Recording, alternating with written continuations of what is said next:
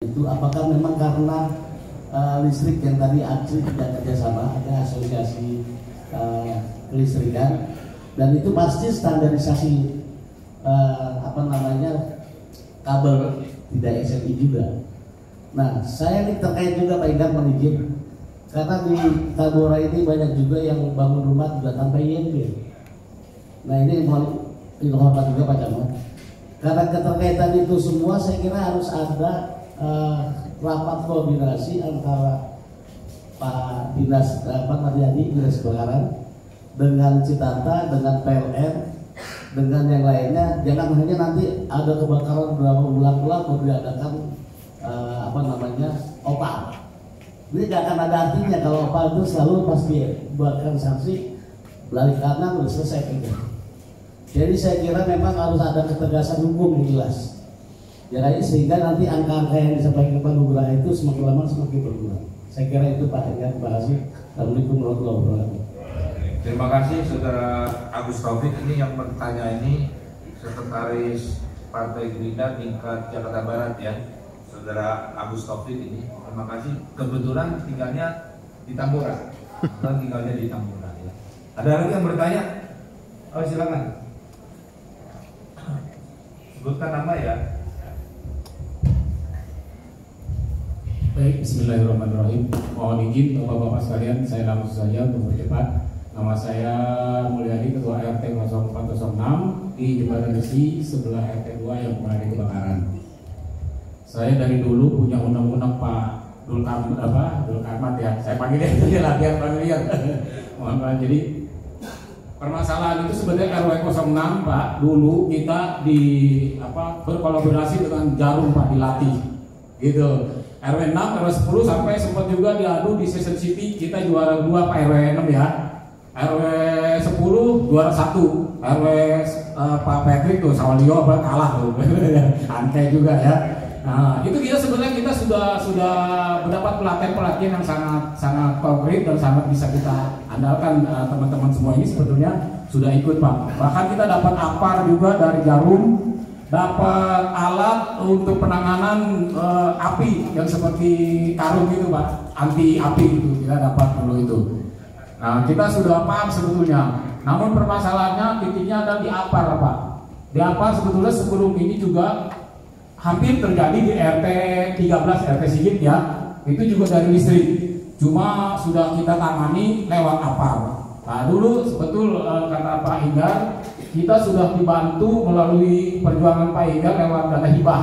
Kita dapat APAR itu, per RW pun dapat satu yang ada rodanya Pak, yang besar gitu. Itu sudah diperjuangkan oleh Pak Inggar, kita berterima kasih sekali.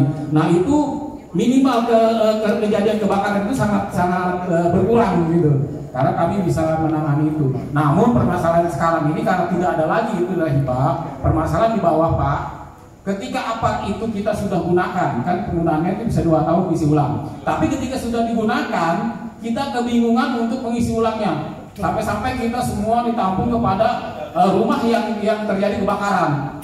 Nah, begitu selesai ada 20 APAR yang kita ganti. Kebingungan nih yang punya rumah, karena kita juga bingung untuk kelanjutan lagi. Ketika ada kejadian lagi kita bingung. Akhirnya APAR kosong kita bawa gitu. Ada pemanfaatan itu supaya kita cari ganti aja Pak, mampu pengusaha konveksi. Nah, itu dulu kita dibantu oleh kelurahan Pak, ya Pak RW juga. Kita mendapatkan APAR gratis. Setiap RT sudah dapat juga Pak. Dari anggota dewan itu memang sudah diinstruksikan untuk memberikan kepada RT-RT APAR itu. Nah, ini saya inginkan bagaimana caranya mengantisipasi dan solusinya gitu. Untuk penggantian APAR sehingga tidak membebankan masyarakat gitu Pak. Terus juga karena kemarin juga kita begitu semprot APAR mati Pak. Sebetulnya kalau sebelum terjadi di RT 12 RT 13 dulu ya Pak RW 6 ya, itu jadian di RT 13, tapi alhamdulillah terantisipasi.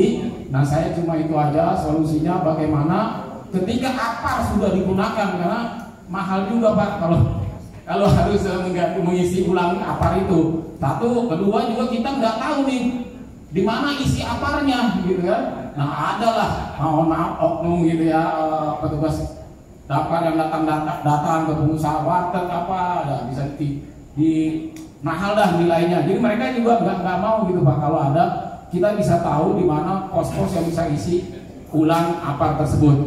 Demikian, terima kasih. Wabillahi taufiq wal hidayah. Wassalamualaikum warahmatullahi wabarakatuh. Baik, terima kasih Pak Mulyadi dan Pak Agus yang sudah bertanya. Ini pertanyaan-pertanyaan yang bagus. Mungkin Pak Satradi nanti saya akan tambahkan lanjutnya. Kami persilakan Pak Satradi untuk menjawab. Terima kasih Pak Injar.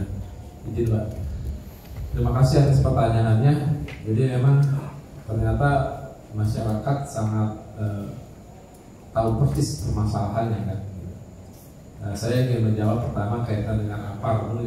Ini yang memang yang paling peralatan yang paling bisa digunakan oleh semua masyarakat itu adalah APAR, alat pemadam api ringan.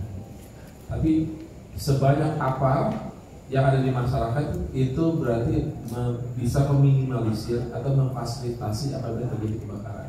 Tadi disampaikan tadi ada beberapa, sebenarnya bukan kejadian besar ini aja Pak, sudah ada beberapa kejadian yang memang bisa ditangani oleh masyarakat lewat APAR, gitu kan.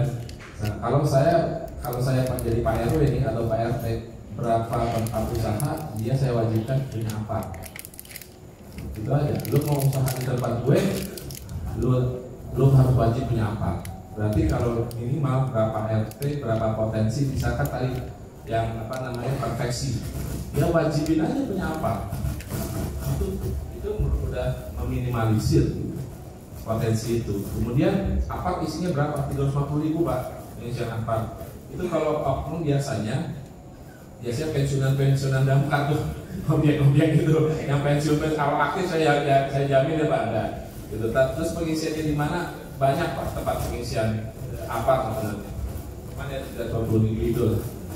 Nah kemudian saya waktu itu pernah kejadian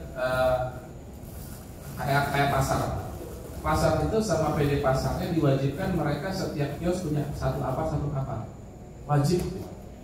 Nah coba Pak RT mapping wilayahnya mana saja yang punya potensi kebakaran, cek APARnya ada atau enggak gitu. Kalau ada APAR ada enggak, kalau nggak ada APAR dia wajibkan untuk memiliki APAR.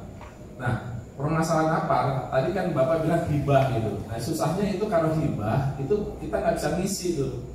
Makanya nanti saya punya konsep belanja modal yang saya pinjamkan tapi ke Pak RT, Pak RW, karena kan saya harus meminjamkan itu kepada yang jelas gitu kan. Jadi nanti pada saat Pak RT, Pak RW mempergunakan APAR itu langsung bisa diisi ke kami. Sudah ada konsepnya itu Pak Igan. Nanti ada pergubnya yang mungkin eksekutif RT RW itu menjadi. Nanti anggotanya memang agak saya juga ada terobosan Pak Igan. SOTK kami sudah mulai saya rubah. Jadi nanti di wilayah kelurahan itu ada namanya Satgas atau Satpol. Jadi setingkat dengan Babinsa, Babin Kamtipmas lah. Faktanya karena kalau di jajaran kami itu Pak Igan, jadi Danton Danru langsung tempur, langsung pos. Dia jaga sampai 24 jam, 200 meter dari pos itu nggak bisa lebih dari itu. Maka bagaimana kaitan dengan pencegahan keberdayaannya? Maka saya nanti sudah di SOTK kami sudah berubah menjadi satpol di tingkat kelurahan, ada namanya damkar semacam setara dengan Babinsa, Babin Kamtipmas gitu. Jadi dia nanti yang akan mendampingi Bapak semua tuh, mendampingi Bapak untuk kaitan dengan pencegahan kebakaran dan penyelamatan di kelurahan Bapak, Ibu sekalian. Ya mudah-mudahan itu cepat terwujud gitu. Nah untuk analisa Pak, memang kita tadi saya sampaikan sudah setiap RW sudah saya analisa semua. Kebetulannya memang kalau Tambora itu memang sangat rentan banget dengan arus listrik. Itu udah nggak ada tawar-menawar Pak. Penyebabnya memang itu gitu loh. Karena sudah beberapa kali kita kajian, karena kan setiap kejadian kebakaran itu kami investigasi Pak. Investigatornya ada namanya inspektur. Tinggal inspektur kami datang ke sana lokasinya dan rata-rata hitamnya pekat itu adanya di konsleting listriknya itu, kabel itu. Jadi kebanyakan memang karena konsleting listrik. Saya berharap sih nanti mungkin di bawah Pak Lurah, Pak Camat melaksanakan kopal, karena nggak mungkin juga Pak RT, Pak RW bisa melaksanakan kopal, pasti dibuat tim, ya kan, yang bisa melaksanakan penertiban kopal itu, operasi menggunakan arus listrik. Saya sepakat Pak, tetap ada IMB, tapi dia susahnya Pak Igan, karena ya sekarang kontrakan aja sudah bayangin berapa pintu gitu, sudah rapat-rapat, Jadi perambatannya kebakarannya tadi Pak Enggar sampaikan data aja satu, cuma lokasi berapa kali terakhir, tapi yang berdampaknya berapa jiwa. Gitu. Sama dengan kontrakan. Kemarin kejadian Jakarta Timur banyak yang meninggal karena di kontrakan. Bayangin aja, orang akses keluarnya pintunya ada dihalangi sama motor, parkir motor ke sana. Terus mereka tinggal di sana. Terus tetangganya yang kebakaran merembet tuh motornya. Tuh orang nggak bisa kemana-mana. Otomatis ada berapa orang? 4 orang meninggal karena pada saat itu jamnya sekitar jam 4 dini hari, ada asap dalam itu. Pasti orang yang meninggal itu kalau itu karena asap dulu, dia asap dulu dari itu, kemudian dia pingsan baru kebakar. Tapi ada juga yang sudah dievakuasi keluar karena ada yang ketinggalan atau apa, dia masuk lagi korban. Itu makanya saya berharap kepada seluruh masyarakat apabila ada kebakaran tolong percayakan kepada anggota kami. Jadi kalau bisa Bapak ketemu saya di sini aja, jangan di lapangan. Saya sering sampaikan Pak Enggar, kalau bisa petugas pemadam kebakaran jangan kerja. Wah enak banget tuh nggak kerja. Ya habis kalau kerja pasti ada kebakaran gitu kan. Iya deh, dengan bisa kerja loh gitu. Jadi terima kasih.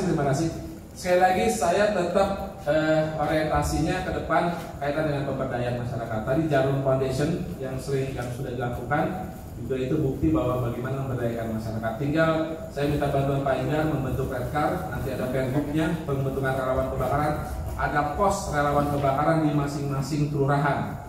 Jadi nanti ada pos relawan kebakaran yang Bapak Ibu nanti yang akan piket. Tapi nanti kita lakukan penyelidikan, kita lakukan ikatan, nanti bagaimana? Nanti kan Pak Lurah, Pak Camat